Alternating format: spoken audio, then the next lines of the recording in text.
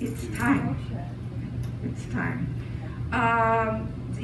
For anyone who came here thinking we were starting at 7, as I did, it's now changed to 7:15 so that those who are in the dining room will not have to walk out without their dessert.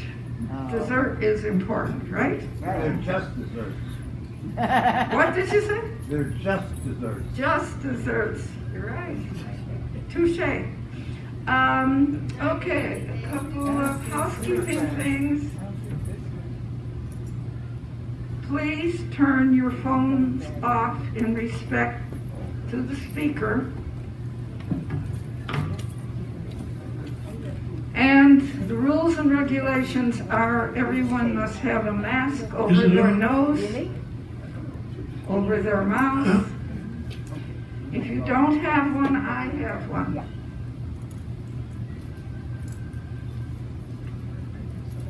Do you need one? I have one. I have one.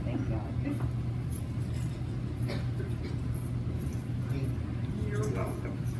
Thank you for that. Oh, yeah. Okay. I think we're ready. We're in for another treat tonight. As a reminder, everyone has a story.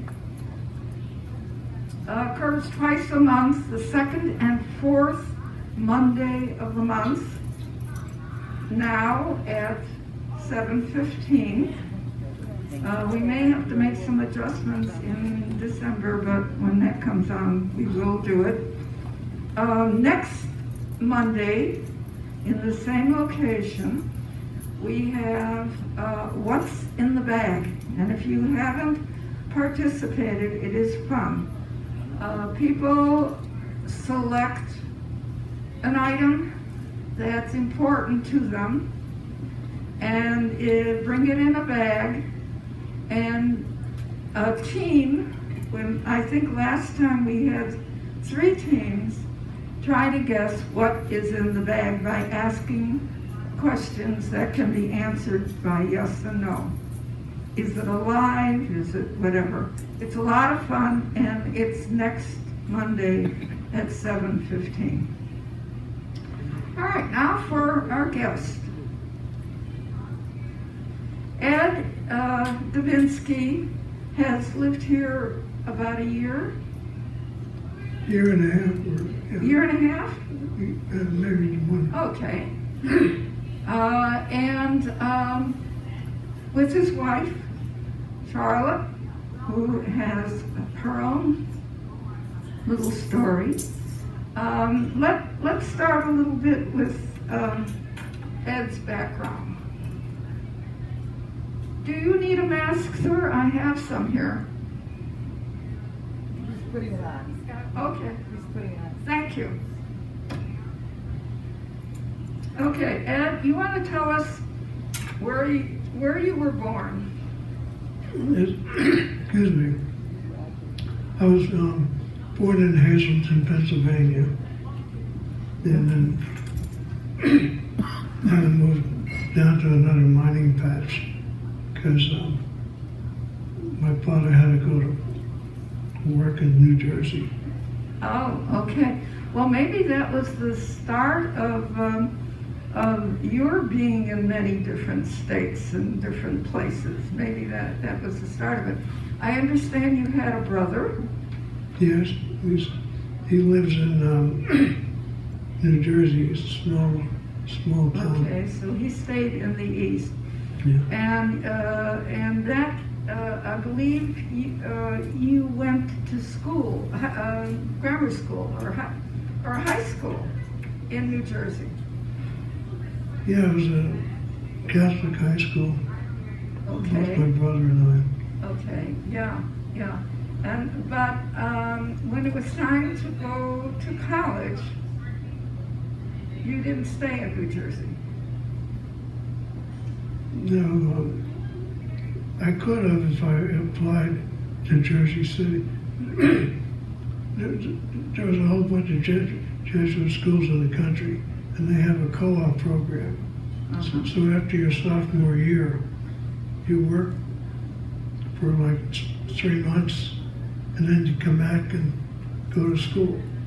So you end up with an extra year. So it's a 5-year program. And that was in Detroit? Yeah, I ended up in Detroit. I could have ended up in St. Louis, but Okay. or Jersey City, there's a couple others.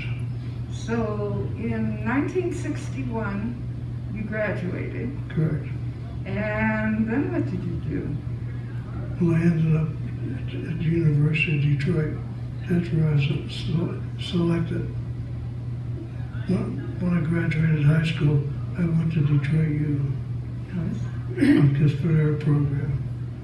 Yes, and then you were in this work-study program, as Ed described to me, was wonderful because when you graduate from the university, instead of coming out university no experience, you've had a year of experience in between the various semesters. 3 years. 3 years experience. So that would make you very saleable. You would be a valuable person then when you go out into... now your degree was in what? Mechanical engineering. Mechanical engineering. Keep that in mind because the paths that were taken didn't necessarily stay limited to mechanical engineering. Am I correct? Just anything else. You told me something about being involved with missiles. Did what? Missiles in the ground. Oh, yeah. First of all, I graduated Fort Steel Mill area. And when I was going back to school for the last 3 months, I had to sign out. And the guy said, see you in May, Ed. So that means I don't even have to apply and look for anything. I'm just ready to come. And so that's how it was. Well, now, maybe I'm confused. You worked for the Navy? No, for Navy contractors. Navy contractors, okay. Private contractors that had jobs that the Navy wanted done. Yeah. I see. Okay, that makes sense. So, but I recall that you were in Denver and Cleveland and Okay. Well, Denver was for like 9 months. to do what? Well, what were they were doing? They were putting silos in the Denver area, missile silos. Okay, And so I worked on one, and we got it all running and going. So then I went back to Ohio. Missile silos. Yeah. That they have fuel in them. Yeah. Fuel that can be ejected. Well, they what? don't eject. What you do is they have an elevator that brings it to the top. Then you hit the button and launch And it. then what happens to it? Goes up. Well, okay. All right. So you're telling me that in different parts of the country, we had these buried Yeah. in these subterranean elevators. Is that correct? Well, you dug a hole and put a big elevator in it. And the missile is in there. Yeah, you lowered it down. And Now, then when you fired it, you just get the doors open, and then hit the button. just, okay. Who hits the button? Well, there's like 5 of those silos around, and there's a master controller that handles it. It's not each hole. There's like a small room. All right, that I can visualize. If I were there at the time, now this was in the 60s, Yeah, 62. okay. If I were there, could I hit the button and have those all go up? You know, you're not going to get near the button. So this was an area that was restricted. You know, the Air Force is the button pusher. And the button pusher, I heard of pencil pushers. This is the button pusher. Okay.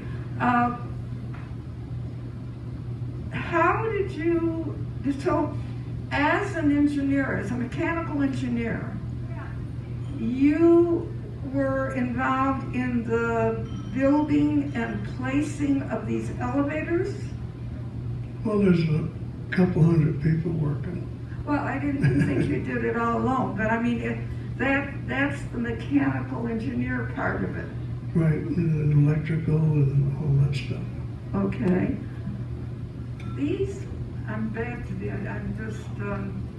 I'm concerned about who's going to push this button and when. These missiles contain what? Hydrogen bombs. I was kind of afraid you were going to tell me that. So this is a very dangerous thing that I guess our government felt was necessary as a defense mechanism. Am I correct? Oh, sure. Now, there's solid state missile now, but these were liquid propelled. You had everything underground and automatic, hit the button that fills the tank up and this and that, ready to go, and opens the door and hit the button. Oh, I hope nobody hit the button. Then in 1969, I believe something important happened. Yeah, we got married. You got married, and then you weren't working for the contractors that were working for the Navy. You worked for whom? Well, I worked for NASA first, and they were developing You worked a for reactor. NASA? Yeah. Yeah. So what did you do for NASA? Well, they had planned on, they were going to build a nuclear motor to propel the B-36 bomber around the world. There would be enough in there to take it around the world. Because it's its own reactor. They never did get to it. They may have made a test run. I see. So that's all related. So what did you have to do with that? Nothing, just it had nothing to do with that B-36 thing. That was out in Idaho. But these are special tests and all that, and to see how if the reactor will Oh, okay. It's a small thing. It's way beyond me at this point. I mean, you sound like you know a lot about airplanes. Yeah. Yeah? Well, since I was 6. You knew all the airplanes. You could look up in the sky and tell us what it was, what its number Probably, was, or yeah. whatever. Yeah. I think that's that's wonderful that you didn't have much to do at Nassau. Did they pay you? Yeah, pretty good. They did. They paid you pretty good. I had a feeling that you did quite a bit there. Mm-hmm. Yeah, okay. So then you moved on to Westinghouse, correct? Yeah, like, And did that bring you to Zion? Was Westinghouse involved in the energy supply business in Zion? well, yes and no. When I went to Westinghouse, it was in Pittsburgh. It was a couple buildings, and they were working on with the Bettis lab to make a nuclear rocket. I mean, a nuclear engine A nuclear engine. to do a power, an airplane. At Zion? They were doing that at Zion? No, that comes down. What happened is, in that test reactor, it was built and had the highest flux rating in the planet. Flux rating is like how much power is in the atom. Okay, back up. Something had the highest on the planet, and I have to know more about this. Flux?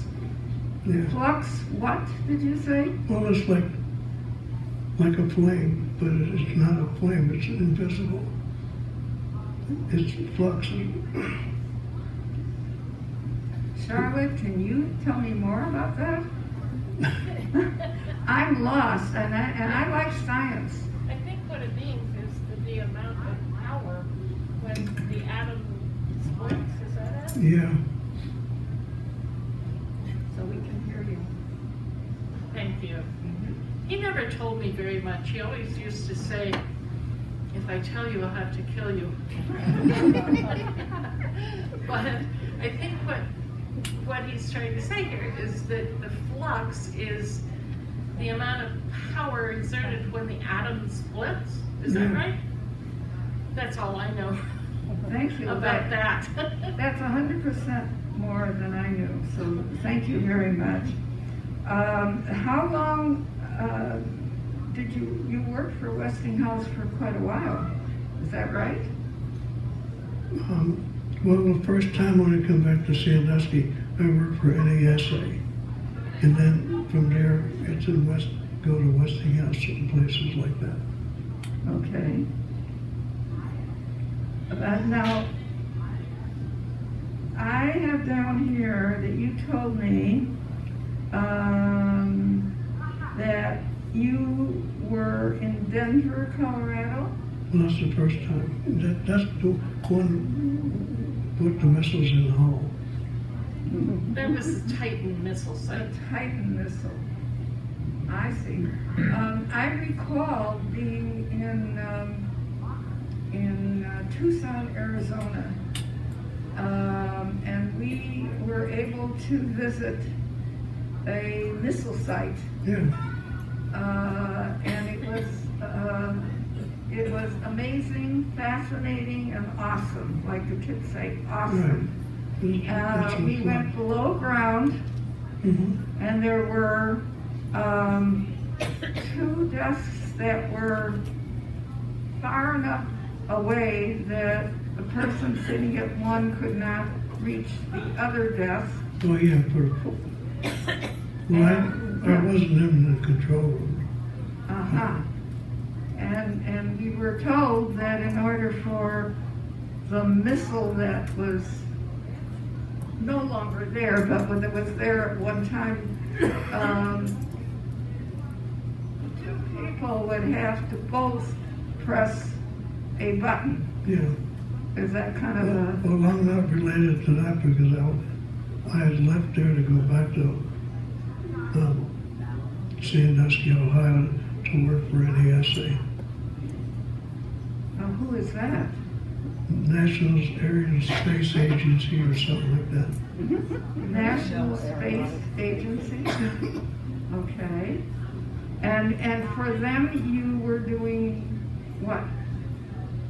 Well, we're You were designing bearings. not bearings, that's before. Oh, okay. What happened is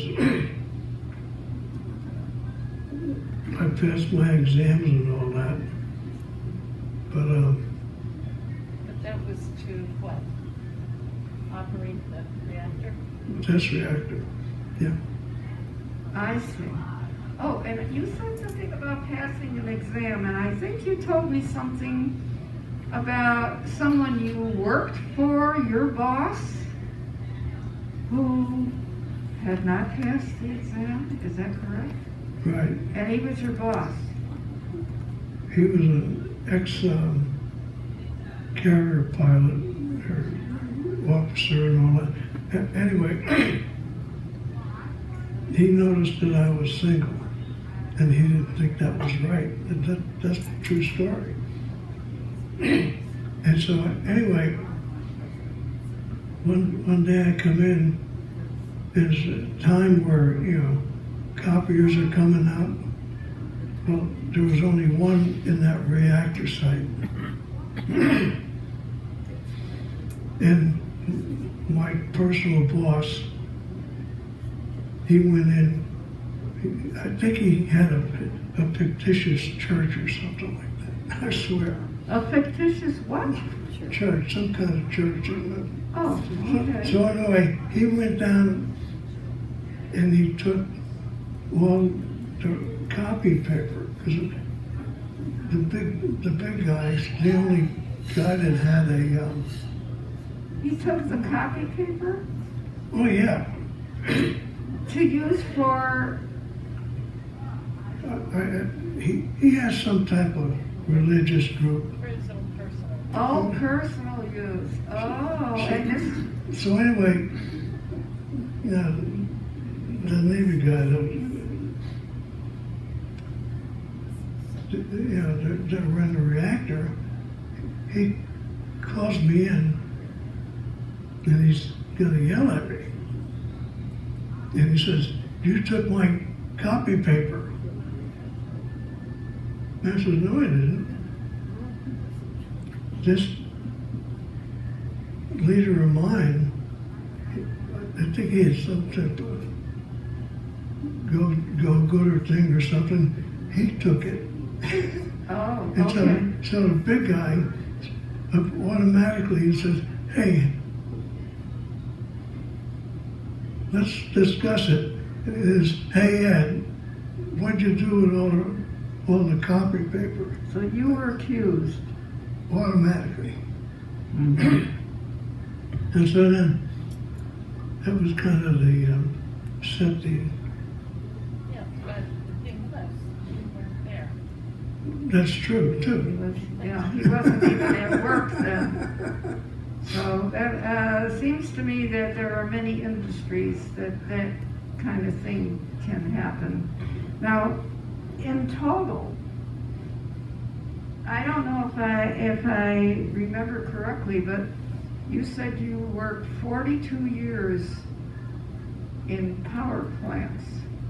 Yeah, probably. When they shut down for, maybe not 42, but when they shut down, because they have to refuel, they don't have to put all the fuel in it, but they replace a couple. I see. I see. Now, I look around this room, and of course, Carrington, and we have all these lights here, Mhm. which come from Power, the power plants. yeah. That, we take it all for granted. We turn the switch and it's there. But there are a lot of people, mechanical engineers, nuclear engineers, and all the other kind of engineers that made it all possible. Now, were you sent to different countries Oh, yeah. to do work? Yeah, like for a power plant, but then for the Navy side, I chased, have to go to shipyards. Shipyards Yeah, for the Navy. yeah. I see. And what did you have to do with submarines? Well, we check out the power plant, In the submarine? submarine, I see. yeah. It's to make sure everything's working, and Did you ever get into or on a submarine? I got onto it, but not where I could travel. Okay, so it was stationary. Well, it's in the water and that. Yeah, no, I mean, it was yeah, I would hope it was in the water because that's where they do the best. Now, you mentioned a few countries like Brazil, Korea, Scotland, Denmark, Yeah. Sweden. Those sound familiar? All of them, All of them, okay. And you worked for, your contracting work was like 2 or 3 weeks in these different yeah. places, It all depends how long it takes. working on power plants that were there. Right. Was this under the auspices of Westinghouse? Yeah. Okay, so most of your career then was working for Westinghouse. Mm-hmm. Am I correct? Yeah. Uh-huh. And I didn't realize this, that Westinghouse has power plants in all these countries. Well, they built them, and it's owned by other. It's owned by the other company over there. A company, so Westinghouse built it for a company elsewhere in let's say, Brazil, or one of the other countries.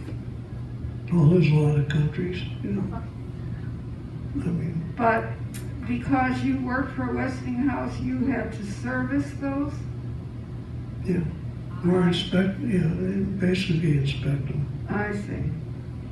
Now, weren't you ever nervous about, and I'll ask Charlotte this too, about you being around nuclear energy?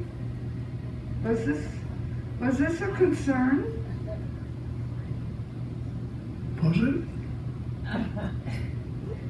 I just trusted Right. that they knew what they were doing. In hindsight, maybe that was wrong.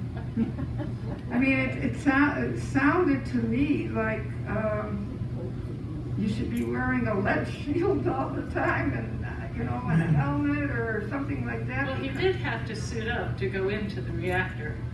Oh, I feel better now. You didn't tell me that.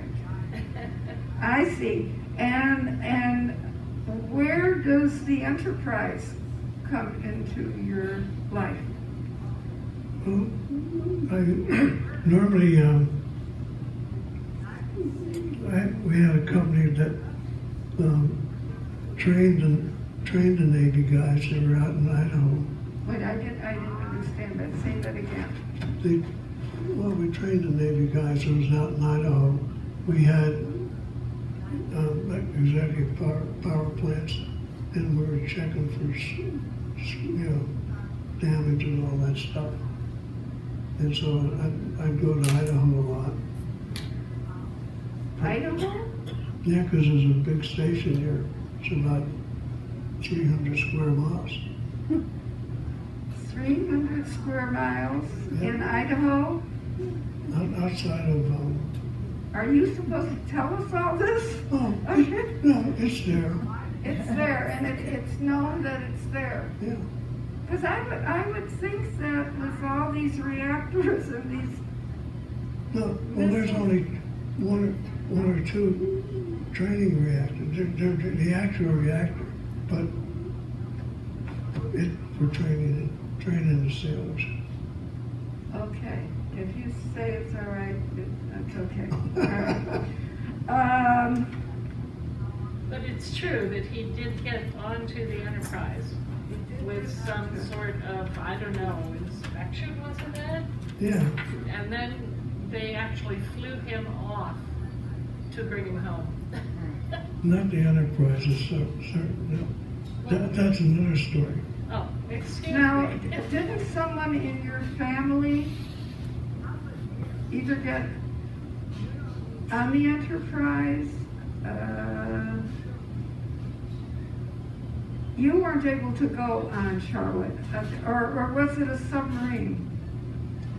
Someone, I don't know if you're referring to the Scotland trip where we Yeah. were able to take Alice along. She was about Yes. 2.5. oh, yes, that was it. And we figured she was on every mode of travel there could be during that trip. In London, of course, there were double-decker buses, and there were taxi cabs and all the modes of travel, airplane to get there. And then, of course, we ended up on the submarine. We got a tour. Believe it or not, we got a private tour of whatever submarine that was. I wish I could remember. And yeah, it was a very interesting trip, but Well, age has entered in now. the one guy that was escorting us, so Alice they went into the submarine and he was carrying her and going up and down the corridors and all that stuff. Then he stops and he opens up a gate and opens up another hatch and he takes her down. And she was how old? Five? She was about 2.5. 2.5. And too bad, she probably never remembered she was there. And he stuck her up right in the And rocket nozzle for one of the missiles. oh my goodness. All right, you asked me about telling the story, and I promised you that I would let you tell the story. I'd like you to tell us the story of going jewelry shopping in Brazil. Oh, yeah. All right, but you need to put your mask up. I know. Okay, I was down there. We had 2 reactors down there in the Rio area, and around out there in the woods and all that. So anyway, when we finally got home, oh wait, let me finish this.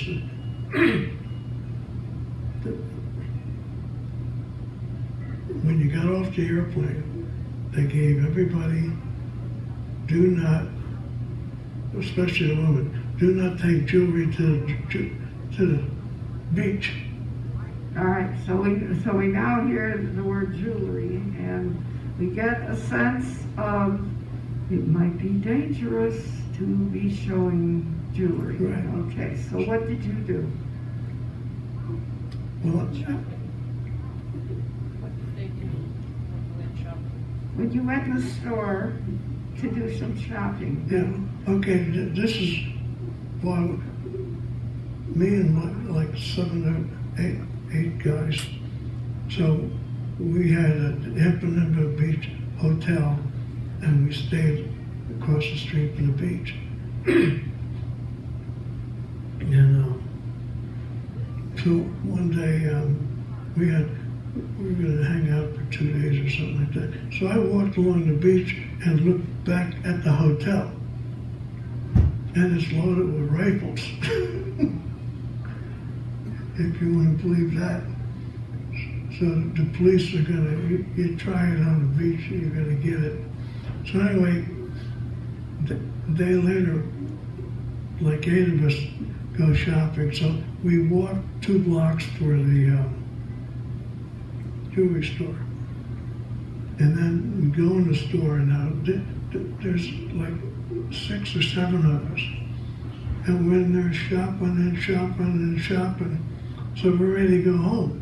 And we're gonna walk back. And the owner says, no, you're not. So he calls his limousine and he pulls it, the door opening this close to the building, and we just climb in. And he says, all those people on the other side, young people, they've been looking at you guys, and they know that you're not empty. So you're not walking. So we got her limousine, and then she drove us to the hotel, up again to the door, and we climbed out. They rescued you. It's not rescue, just want to be quick. Well, they rescued the jewelry that you had. I mean, They prevented the robberies. That's right. So did you get a nice piece of jewelry? I'm wearing one. Oh, very pretty. Very pretty. What kind of a stone is that? It's an amethyst. Oh, it's beautiful. Beautiful. Well, you have good taste. Yeah. He does. Well, I think you both do. Well, anyway, it was towards the end, just before the shop trip. The head guy for the reactor, he says, hey, Ed, how about you bringing your car up to the reactor, and I'm gonna lend you my driver to drive you around Rio. So To drive you where? up to Rio, because he would know where he's at. Because the Rio at the time was kind of bad, and you don't want to get excuse me, you don't want to get in the wrong place. Uh-huh. Now, do we leave time enough? Charlotte has a story too. Is it fair to have Charlotte tell the story now? Actually, every quilt has a story. And this one is a quilt for Ed. He had been known to say, she makes quilts for everyone but me. So, and he said that many times until I realized I'd better make him a quilt. And of course, we know his love for airplanes. And I actually did this quilt under his nose, in front of him, without him knowing about it. I was just sewing along, and he was watching TV. Oh, thank you. So he got his quilt. It is of airplanes. There's a lot of metallic stitching on it. And the back is kind of interesting too.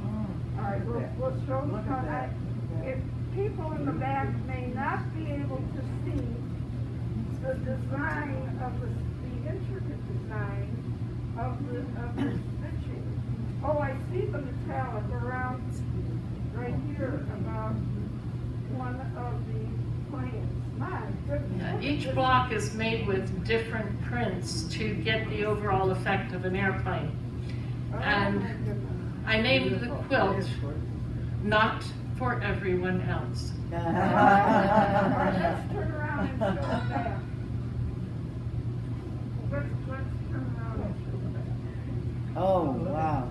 Even the back. Those are all airplanes. Oh, my. It's beautiful. They look like dots and dashes, but they're airplanes. Just beautiful. You're a very lucky man, Yeah. sir. Bravo, beautiful. I think I also have to make a boat quilt and a train quilt. Those are his other loves. Beautiful. Look at that. I don't know who it is well as you have. Anyway, it's fine. Oh, I just don't know who beautiful. it is Oh, that is It so is gorgeous. really beautiful. Thank you. And even though I was in Pittsburgh during the summertime, I was sailing on a 36-foot sailboat, racing most of the summer. You were, well, let me repeat that. You were on a sailboat? Well, a friend of mine owned it, Okay, well, I figured you So had we- reason to be on there. So we had a continuous crew of about 5. Sailed all the summertime. On the lake, on Lake Erie usually. So we had to go from Pittsburgh to Erie, but I see. So you're interested in planes, you enjoy sailboats, trains? mhm. He has his train collection from when he started it, from its, what he earned by delivering newspapers. Oh, very, very good. That's the best kind of train collection, one that you had to work for. Okay, we are open for questions. Yes, Ray? How many nuclear reactors do you think are around the world? A couple hundred, but we're losing them left and right. The what? We're shutting them down left and right. Why? And Do you think it's some... dangerous. Well, that was my concern all along. Put your mask up.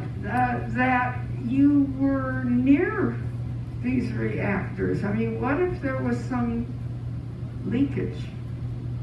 But it has to be operating. So if you, There are safety controls. When there's a leak, things happen. Okay, all right. I'm glad to hear that Yeah. because with all the years that you were involved or nearby or having something to do with it. So you're saying that there are quite a few of these still around the world. yeah, but we're trying to get rid of ours. And so anyway, Which doesn't make sense. So we are doing the, do you feel we're getting rid of the nuclear reactors because of the safety aspect and Yeah. what it can do to the soil? yeah. And other countries may be building new ones, Oh yeah, and Sweden's got a ton of them. and they're not getting rid of them. Oh no. France shut all theirs down. They had like 4 or 5. I see. Germany, I guess it was last year, she shut all hers down, and now she's complaining because it's cold out, and what they gonna do? Well, you shut them down. Now, what happens when you shut down? I'm visualizing this thing under the ground and whatever is in there. No, it's not under the ground. It's in a big building, and it's down in the basement. And But it's yeah, okay. But what happens when it's shut down? Isn't the well, they take the fuel out. where does that go? Well, there's places where they bury it in this country. Oh, so we still have it in the ground. Yeah, but it's safe. It's safe. Yeah. Ed says it's safe. I don't know. I don't know. We hear about leakage and seepage and so it isn't something that can. Well, you got to be careful with it. You just can't let the door open. And there's a whole procedure, as I understand it, when they take it out and it goes to wherever it goes, that there are routes cleared, right? Mm-hmm. For this vehicle to carry it through different places to get it where it's going. What's that? Nuclear rods that they're training. Yes. Yeah. Thank The you fuel for rods. Your mask on. Thank you. Towards the end of it, I had Westinghouse, and then I had a couple other companies, and so I worked for them too. And He did a lot of consulting that way. When he was retired from Westinghouse. He then went back to work for Westinghouse and for the French, was it? Yeah, the French, and then, And you said you were in France 3 weeks doing some consulting. yeah. Yeah. No, I visualize gas stations that go out of business. And they have these underground tanks of gas. And there's a whole procedure of getting rid of those tanks. Yeah. But I can't visualize what happens with nuclear things that have to be, well, I don't know, I guess they're never destroyed, they're stored. Is that correct? They're buried. They're buried, I think, in a huge building underground somewhere. And some of you may know lots more about I that think it's than I out near the do. Rockies. Huh? I think it's out near the Rocky Mountains. I think you're right. And It's nuclear rods that they are stored, the power rods, the nuclear rods is what they're called. So, okay, I'm gonna ask you a question, Ray. Let's say they're buried out near the Rockies. I'm taking your knowledge as being knowledge. With the ground shifting and with different things happening, couldn't that be dangerous? They're in a controlled area, and they're in a place where they don't move very much, and they're just buried, and the rods themselves over a period of time deteriorate. So The that rods deteriorate. Okay. No, that's good. No, that's good. That's Is it good? They lose their power. They lose their power, and they're not useful anymore, and they're stored out of here rather than leaving them laying around. They are stored in an area where they are being controlled. That concerns me. Okay. I think there are very few states that will accept these rods. I don't blame them. Yeah, Colorado was one Colorado. of them. I think they have them all in Colorado. Okay, there are very few states that accept these rods. The thing under the gas station, Yes. there's an acronym for it. It's called LUST. We'd like to hear that. There's an acronym that they use for the material under the gas station, and it's called LUST, L-U-S-T, Yes. leaking underground storage tanks. But the acronym is interesting. Yes, it is. Thank you.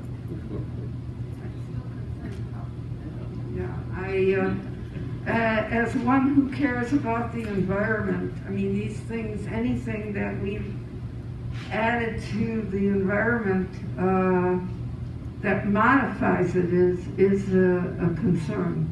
So I hope that they are buried carefully, safely, and that if there is some gradual, I see our science teacher here is going into Google for information.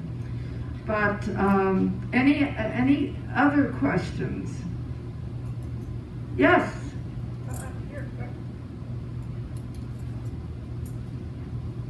Barbara, how do I get? I was in a class with you, Ed, and you're actually a hero because you told a story about one of your supervisors wanting you to do something and you refused. So you're actually a hero. You saved us from something. No, I will not say. It's that first test reactor I worked at. He's the one who accused me of stealing the paper. Anyway, something happened. Well, anyway, it's called scrams. If anything working, the plant reactor shuts itself shuts itself down. Oh, you, And he told me, I don't know, not to do it. I was just,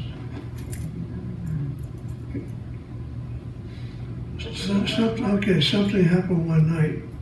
I was on with another guy, and he was in the building, and he's not certified.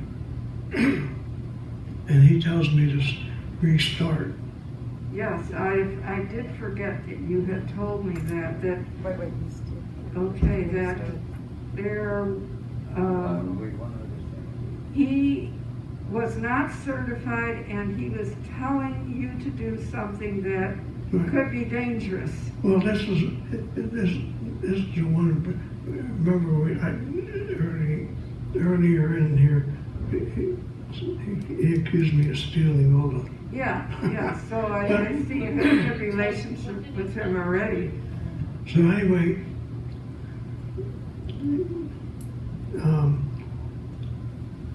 I'm working in my office, and then the control room's right from there. And so the guy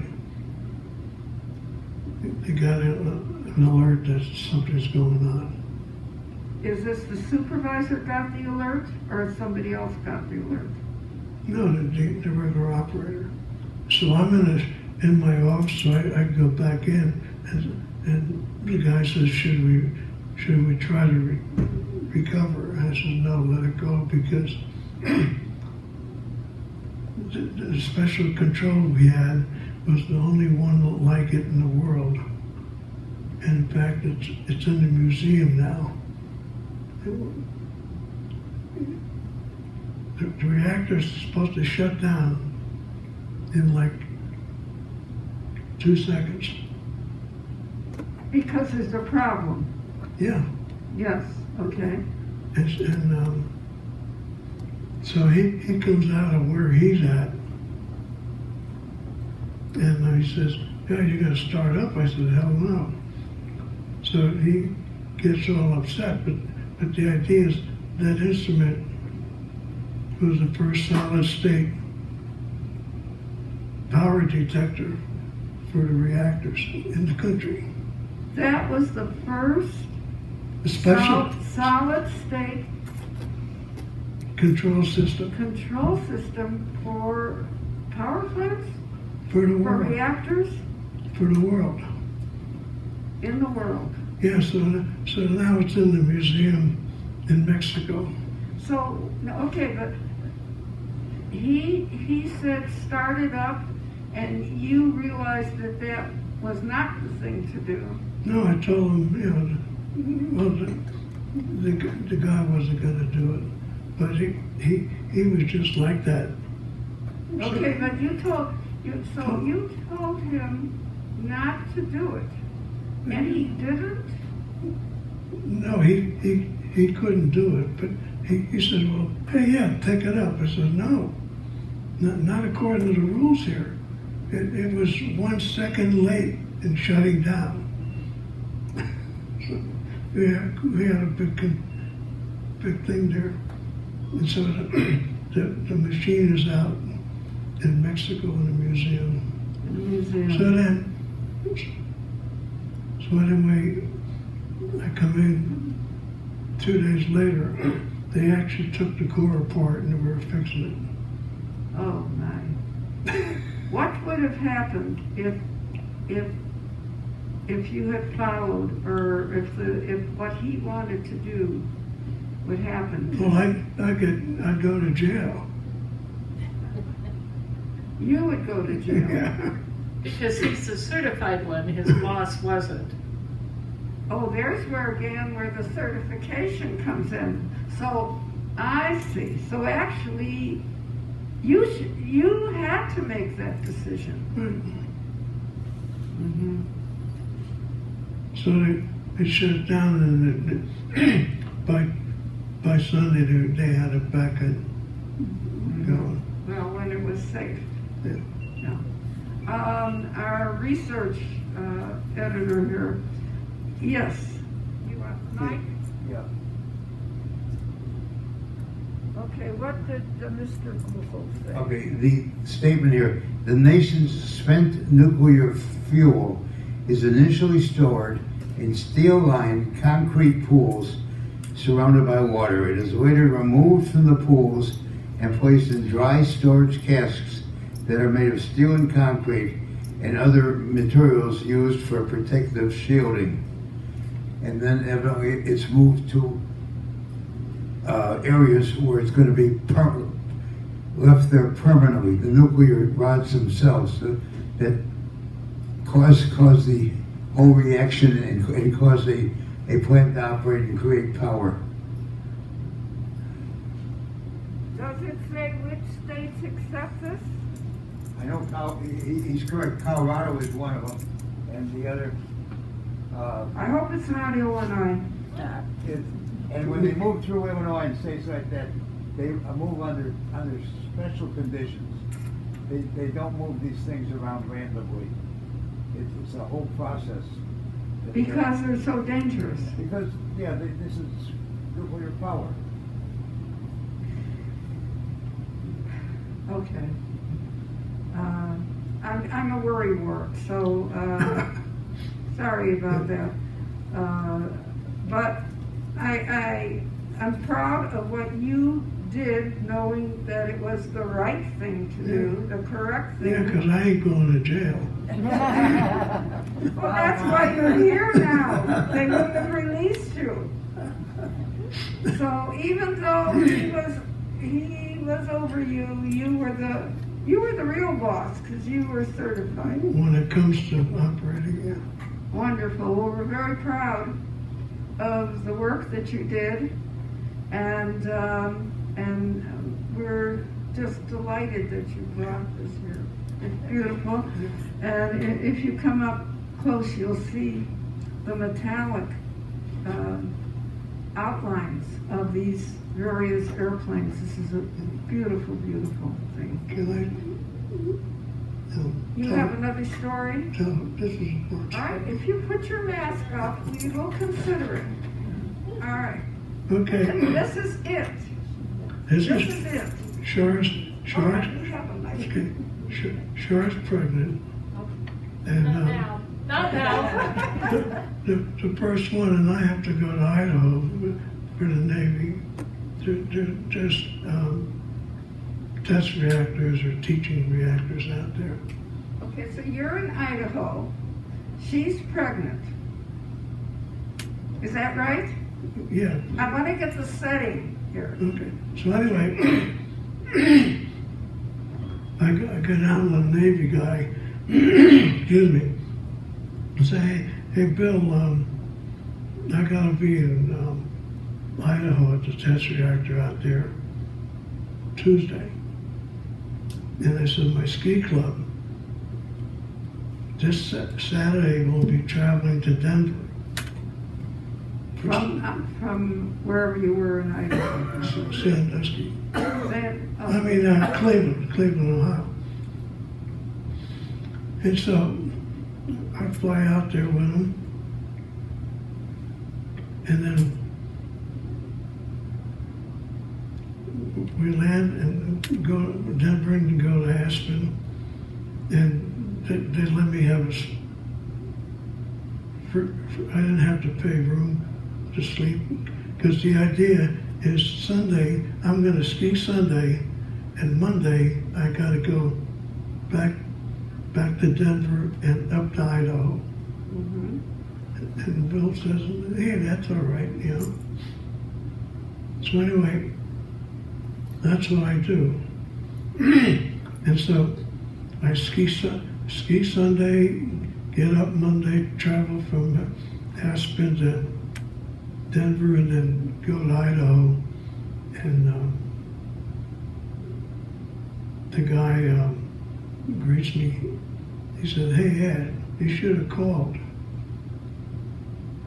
We're not going to be shutting down until Thursday. So I gave up like 3 days of skiing. But that's the way it was. So anyway, when we were done, now Charlotte's pregnant and about 2 or 3 months away.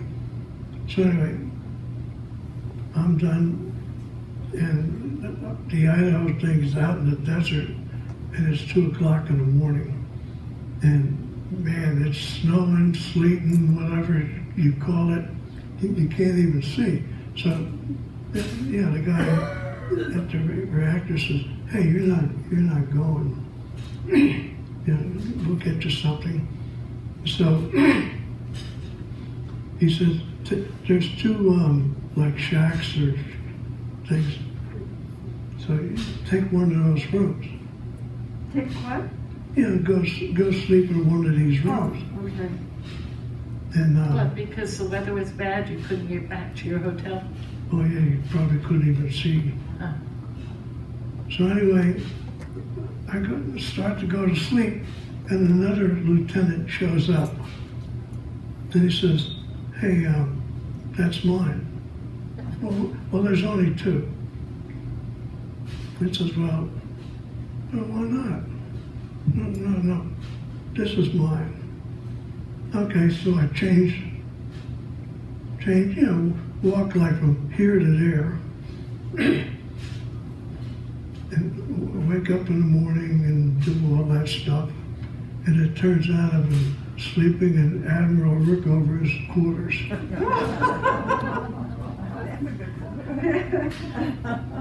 How about that?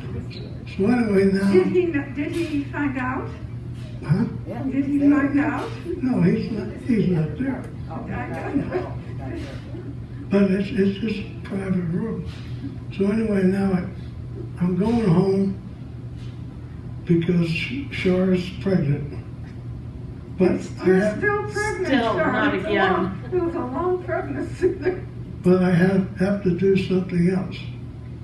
I don't go to Denver. I don't go to Denver and fly home. I fly to Utah because I'm a member of the Pittsburgh Ski Club too. Remember, wait, say that again? I'm also a member of Pittsburgh Ski Club, Oh, so I joined them. oh. It's 3 days, and then finally I get on the plane and go back Sandwiched home. a business trip between 2 ski trips. That was nice. So, what baby did you finally greet? Was this a boy or a girl? We had 2 girls. Alice was our Oh, I know oldest, Alice. who is Alice from here. Yes, She lives in Park Ridge, yeah. yes. You people are basketball things. Alice was a cheerleader, and she had pink hair. I don't know if you remember that one, but that's Alice. Yes. Well, are there any other questions? Well, I thank you very much. I wanna This is thank you. most interesting. You scared me a bit. I learned maybe something I didn't want to know about the dangerous things that are stored. But I know you did a good job, so I trust that everything is safe and that we are safe. Right. Okay, good. Thank you. Thank you. Before right. you leave, I'd like to ask Carol to come up here. She's coming up on her jet skis. Can you get through here?